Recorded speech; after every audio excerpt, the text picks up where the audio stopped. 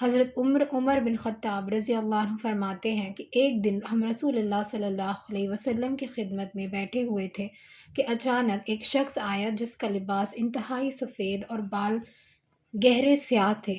نہ اس کی حالت سے سفر کے آثار ظاہر تھے کہ جس سے سمجھا جاتا کہ یہ کوئی مسافر شخص ہے، اور نہ ہم میں سے کوئی اس کو پہچانتا تھا جس سے یہ ظاہر ہوتا کہ یہ مدینہ کا مقامی ہے۔ بہرحال وہ شخص رسول اللہ صلی اللہ علیہ وسلم کے اتنے قریب آ کر بیٹھا کہ اپنے گھٹنے آپ صلی اللہ علیہ وسلم کے گھٹنوں سے ملا لیے اور اپنے دونوں ہاتھ اپنی دونوں رانوں پر رکھ لیے۔ اس کے بعد اس نے عرض کیا، اے محمد صلی اللہ علیہ وسلم، مجھے بتائیے کہ اسلام کیا ہے؟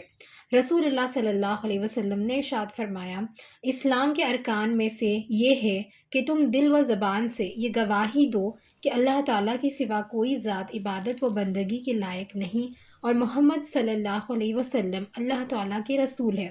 نماز ادا کرو، رمضان کے روزے رکھو، اور اگر بیت اللہ کے حج کی طاقت رکھتے ہو تو حج کرو۔ یہ سن کر اس شخص نے کہا، آپ صلی اللہ علیہ وسلم نے سچ فرمایا۔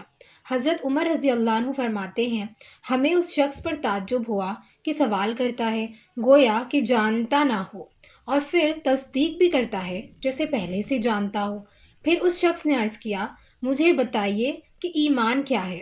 آپ صلی اللہ علیہ وسلم نے ارشاد فرمایا، ایمان یہ ہے کہ تم اللہ تعالیٰ کو، ان کے فرشتوں کو، ان کی کتابوں کو، ان کے رسولوں کو اور قیامت کے دن کو دل سے مانو، اور اچھی بری تقدیر پر یقین رکھو۔ اس شخص نے عرض کیا، آپ نے سچ فرمایا۔ پھر اس شخص نے عرض کیا، مجھے بتائیے کہ احسان کیا ہے؟ آپ صلی اللہ علیہ وسلم نے ارشاد فرمایا، احسان یہ ہے کہ تم اللہ تعالیٰ کی عبادت اور بندگی اس طرح کرو گویا تم اللہ تعالیٰ کو دیکھ رہے ہو، اور اگر یہ کیفیت نصیب نہ ہو تو پھر اتنا تو دھیان میں رکھو کہ اللہ تعالیٰ تمہیں دیکھ رہے ہیں۔ پھر اس شخص نے عرض کیا، مجھے قیامت کے بارے میں بتائیے کہ کب آئے گی؟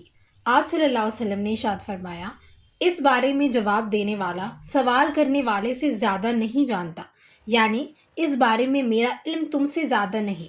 اس شخص نے عرض کیا، پھر مجھے اس کی کچھ نشانیاں ہی بتا دیجیے۔ آپ صلی اللہ علیہ وسلم نے ارشاد فرمایا، اس کی ایک نشانی تو یہ ہے کہ باندی اپنی مالکہ کو جنے گی، اور دوسری نشانی یہ ہے کہ تم دیکھو گے کہ جن کے پاؤں میں جوتا اور جسم پر کپڑا نہیں ہے، فقیر ہے، بکریاں چرانے والے ہیں، وہ بڑی بڑی عمارتیں بنانے میں ایک دوسرے پر بازی لے جانے کی کوشش کریں گے۔ حضرت عمر رضی اللہ عنہ فرماتے ہیں، پھر وہ شخص چلا گیا۔ میں نے کچھ دیر توقف کیا اور آنے والے شخص کے بارے میں دریافت نہیں کیا۔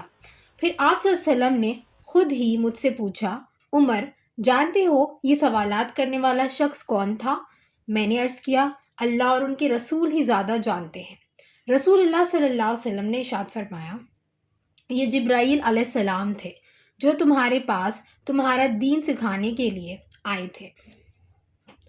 حدیث شریف میں قیامت کی نشانیوں میں باندی کا اپنی مالکہ کو جننے کا ایک مطلب یہ ہے کہ قیامت کے قریب والدین کی نافرمانی عام ہو جائے گی، یہاں تک کہ لڑکیاں جن کی طبیعت میں ماؤں کی اطاعت زیادہ ہوتی ہے، وہ بھی نہ صرف یہ کہ ماؤں کی نافرمان ہو جائیں گی، بلکہ الٹا ان پر اس طرح حکم چلائیں گی جس طرح ایک مالکہ اپنی باندی پر حکم چلاتی ہے۔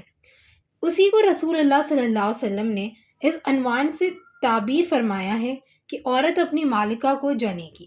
دوسری نشانی کا مطلب یہ ہے کہ قیامت کے قریب مال اور دولت ان لوگوں کے ہاتھ میں آ جائے گی جو اس کے اہل نہیں ہوں گے۔